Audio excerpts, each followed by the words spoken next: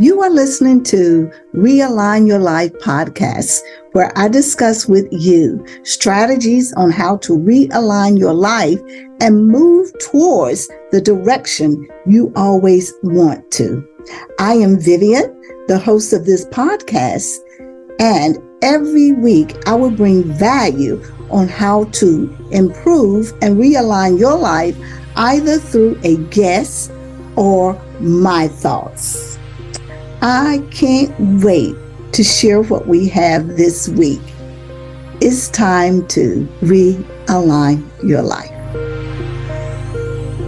Well, hello there, and welcome back to Realign Your Life podcast. This is Vivian, the host of this show, and as always, I am thrilled and I am honored to have you to join me with this episode.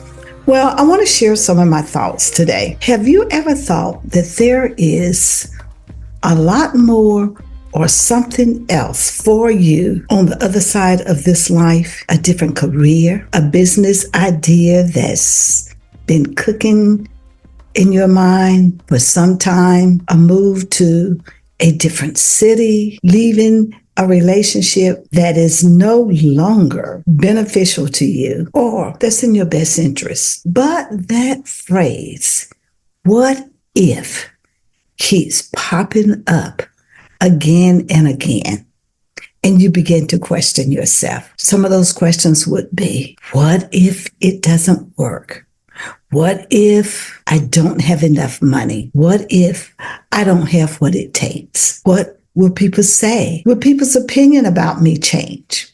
What if? But sometimes we just have to stop, slow down, and ask God to realign and reset our hearts, our faith, our belief systems, and to get to the core of who we are. Spiritual conversations can have such a significant role in our lives. First of all, being honest with ourselves is very important. Are we walking in fear and doubt? Are we insecure in our gifts and abilities? Are we people pleasers? Most times we hinder ourselves with the conversations that we have with ourselves. And of course, as you know, you cannot control what you will not name.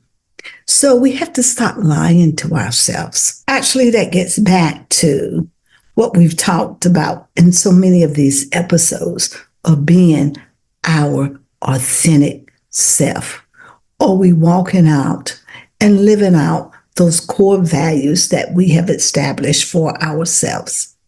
You know, in Joshua 3, chapter 3, the priests that were carrying the ark had to make a decision. They had to make a choice of either stepping in the water or staying on shore. Remember, the Israelites, after having escaped from Egypt, wandered in the desert for 40 years. Now, here they are, standing on the banks of the Jordan River when it's at flood level and dangerously high. You know what the priests did? They took the step. Or we can go and look in the book of 2 Kings. In chapter 7, in verses 3-5, we will find the story of 4 lepers that were sitting at a gate. And this was at the time of a great famine that was throughout the land. And they began to have this conversation with each other. And that conversation went something like this. Why are we sitting here to die? If we say,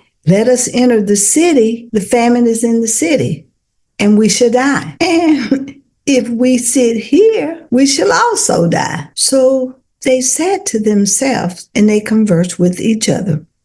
So now, let's go over to the camp of the Syrians. If they spare our lives, we shall live. And if they kill us, we shall die. So they got up at twilight, at the dawn, when it's, that time of day between night and day is not quite light enough. Still there is darkness.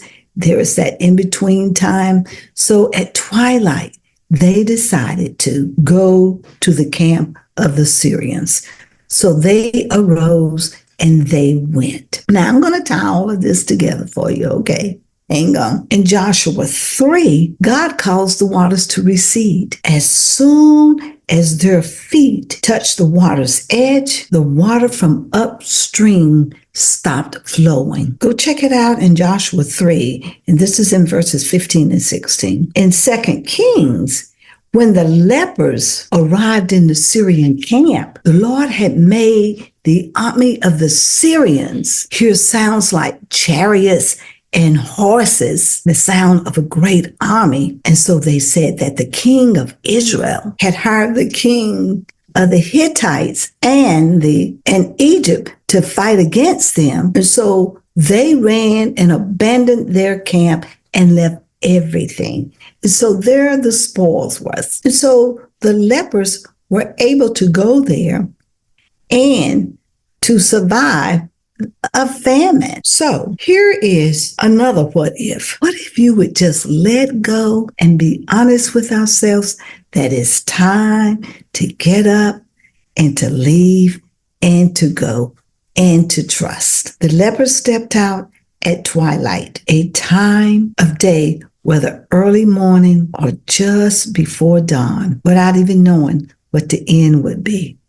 But they knew that if they stayed where they were definitely going to die. But they trusted. And that's what trust is. Stepping out and doing something. When we trust God with our lives, He gives us the courage to move forward. I'm reminded of Joshua. He told Joshua, be courageous and do not be afraid. As I was with Moses, I will also be with you. And we can trust in that also because God's words tells us that, yea, I will be with you even until the end of time. So let's trust God and trust His word. So take the courage to move forward, whether speak the truths of the Bible or to take a step into an unknown territory. What will you do? Will you follow your destiny? So I want to leave you today with this psalm. So this is the psalm that I want to leave you with. God, the skies display His craftsmanship. Day after day, they continue to speak. Night after night, they make Him known. They speak without a sound or word. Their voice is never heard. Yet the message has gone throughout the earth and their words to all the world. God has made a home in heaven for the sun. It bursts forth like a radiant bridegroom after his wedding. It rejoices like a great athlete ready to run the race. The sun rises at one end of the heaven and follows its course to the other end. Nothing can hide from His heat. The instructions of the Lord are perfect, reviving the soul. The decrees of the Lord are trustworthy, making wise the simple. The commandments of the Lord are right, bringing joy to the heart. The commands of the Lord are clear, giving insight for living. Reverence for the Lord is pure, lasting forever. The laws of the Lord are true. Each one is fair. They are more desirable than gold, even the finest gold. They're sweeter than honey, even honey dripping from the comb. They are warning to your servant, a great reward for those who obey them. How can I know all the sins lurking in my heart? Cleanse me from these hidden faults. Keep your servant from deliberate sin. Don't let them control me. Then I will be free of guilt and innocent of great sin. May the words of my mouth and the meditation of my heart be pleasing to you, O Lord, my rock and my salvation. Just as the priests in the book of Joshua that carried the Ark of the Covenant across the Jordan River, and just as those 4 lepers trusted and believed that there was something greater for them on the other side. Let our what ifs be, what if I do this and great things will happen and my life will continue to be realigned with the future of what God has planned for me. Well, thank you, my friends, for being with me again for this episode. And if you found it helpful or you found some little tidbits of information that you found helpful, please make sure that you share it with others and really stay tuned. The Bible studies are coming. Take care until the next episode. And in the meantime, always, peace. I hope you enjoyed this episode. The best gift that you could give me is to share this podcast with family and friends. And don't forget to review it. That way, this podcast will grow organically. If you need to reach out to me, please check out my Facebook page, DM me there, or you can email me at godskow@gmail.com. We have upcoming Bible studies that we would love for you to join us in, or if there is a guest or someone that you would like to see me interview on this podcast, please let me know. We are here to work together to realign our lives. Until the next episode, take care, and I look forward to sharing more and more with you as we realign our lives. Peace until next week.